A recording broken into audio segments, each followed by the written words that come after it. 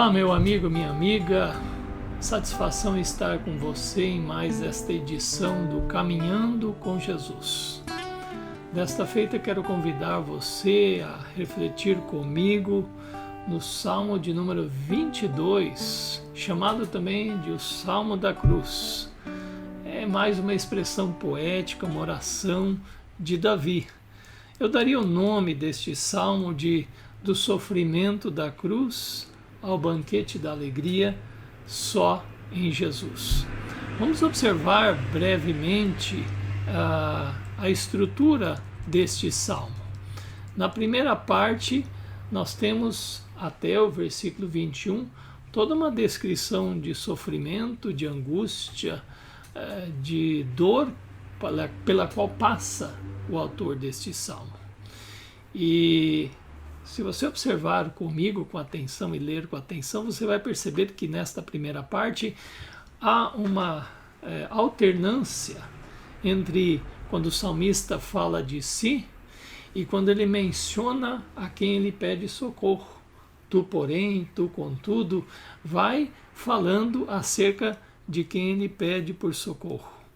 E estas alternâncias vão acontecendo até o versículo de número 21. No final dessa primeira grande parte do sofrimento, no versículo 11, o salmista diz acerca do que ele está passando, e ele termina, dentro desse versículo 11, dizendo algo que tem a ver com o que ele começou. Ele diz: não me desampare, não fique longe de mim. Ele havia dito no primeiro versículo: por que me abandonaste? Agora pede: não me desampare. E esta descrição segue agora com 4 imagens interessantes que falam de adversários que causam o sofrimento de quem está descrevendo esta dor. Fala de touros que atacam, de leão que quer devorar, de cães que cercam e de homens malvados que querem fazer mal. E quando vem o final desta parte toda da descrição do sofrimento, é interessante que, ao mencionar esses elementos causadores de sofrimento, ele o faz de forma inversa do que da forma como tinha sido referida no início, ali a partir do versículo 13. Eu leio do 19 a 21. Mas tu, Senhor, não fiques distante de mim. Mais uma vez um pedido para reaproximar-se. Minha força, apressa-te em vir me ajudar, me socorrer. Livra minha alma da espada, minha vida única, preciosa, do poder do ataque dos cães. Salva-me da boca dos leões e dos chifres dos touros selvagens. Veja a agonia, o desespero da pessoa que descreve isso. Mas no final do versículo 21, uma chama inconfundível se acende. No hebraico é anitani. Tu me ouviste, tu me respondeste. Que construção fantástica, porque a partir daí o escritor deste salmo vai trazer uma nota de um tom completamente diferente, radicalmente transformador. E observe, se você ler do versículo 22 até o final, no 32, você vai perceber que é uma descrição de um futuro, um júbilo, de um banquete da alegria. E ainda que o escritor rememore sua dor, sua angústia, ele fala aqui da sua libertação e de uma total esperança e restauração. Ele testemunha que foi ouvido e que agora ele reconhece, até quando diz no final do salmo: o Senhor fez, o Senhor agiu poderosamente ouvindo a minha oração. Como disse alguém, este salmo retrata as profundezas do sofrimento humano, sim, mas também as alturas de todo o gozo e regozijo que se podem experimentar. Nele se conjugam a paixão e morte e a glória da ressurreição. Tipo a sexta-feira que termina no domingo da vitória sobre a morte. E é interessante que esta celebração tem um alcance universal, envolvendo os humildes, mas também ricos e poderosos. Todos celebram, todos se prostram em adoração ao que triunfou. Este é o salmo mais citado na segunda parte da Bíblia, o Novo Testamento. Além do versículo 1 ser uma das palavras ditas por Jesus na cruz, outras partes do salmo são citadas no cenário da paixão. Por exemplo, o perfurar das mãos, o sorteio das roupas, e também em outras passagens da Escritura ele é lembrado. Não poderia ser Davi mencionando a extensão de um sofrimento que ele tenha passado, porque isso perpassa a dimensão da sua existência, e por isso, mais uma vez, Davi está atuando de forma profética, apontando para o Messias, para o servo sofredor, mas também triunfante, esperado pelo povo de Deus. O que quis dizer Jesus, então, ao mencionar este salmo, sendo uma das palavras suas na sua crucificação, que é retratada em alguns dos evangelhos? Será que Jesus estava ali dizendo de sua reprovação ao Pai, de perceber que o Pai o havia abandonado em um momento tão necessário, tão crucial? Obviamente que nenhum de nós é capaz de dimensionar o que passou o Filho de Deus ao assumir sobre si toda a nossa culpa, todo o nosso pecado.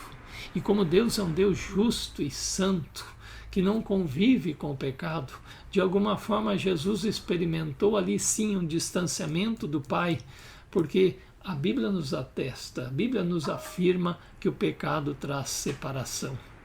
Mas eu quero chamar a sua atenção de que, ao Jesus mencionar este Salmo 22, ele está apontando para algo mais intenso, que tem a ver com os hábitos de leitura, segundo estudiosos, na época de Jesus.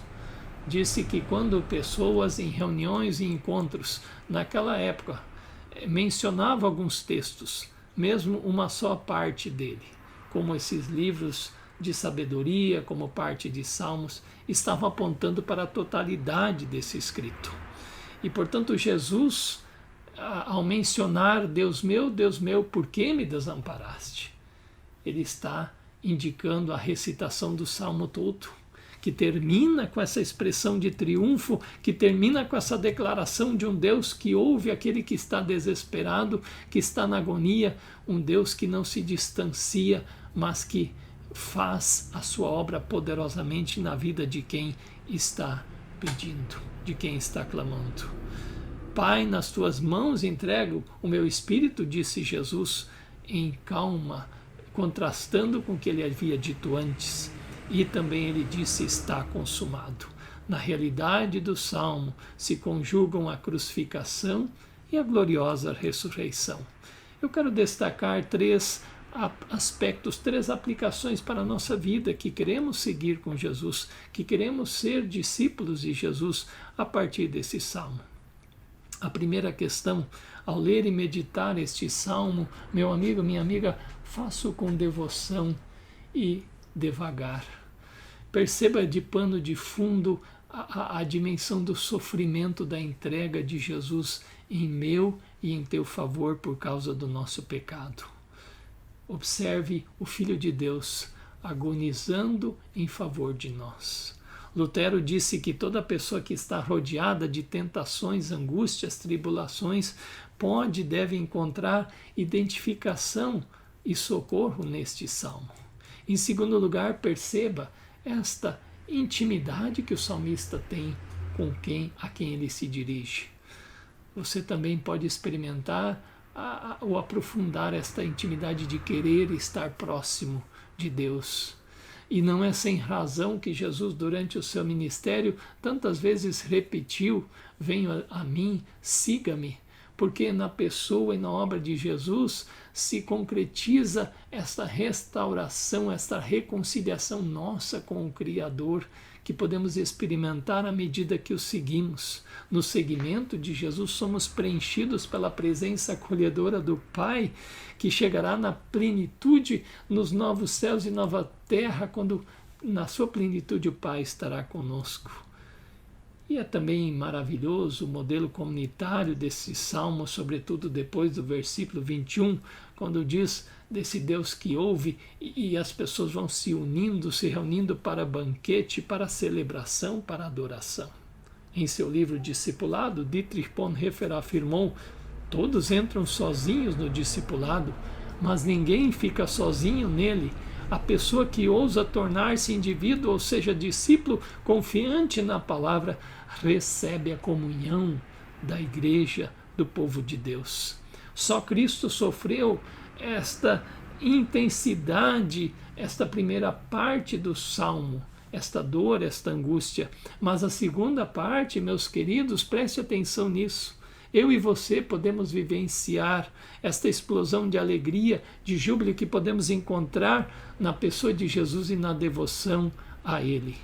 Por isso, meu amigo, minha amiga, voltem-se para Jesus, para este Cristo. Fique ao redor dele, o contemplando na cruz, pois ali ele sofreu, mas ele venceu e nos presenteia com essa dádiva da segunda parte deste salmo de triunfo e de alegria. Este salmo, então, nos ensina do sofrimento da cruz ao banquete da alegria. Nós só podemos encontrar na pessoa de Jesus. Deus abençoe você, continue caminhando com a palavra, continue caminhando com Jesus.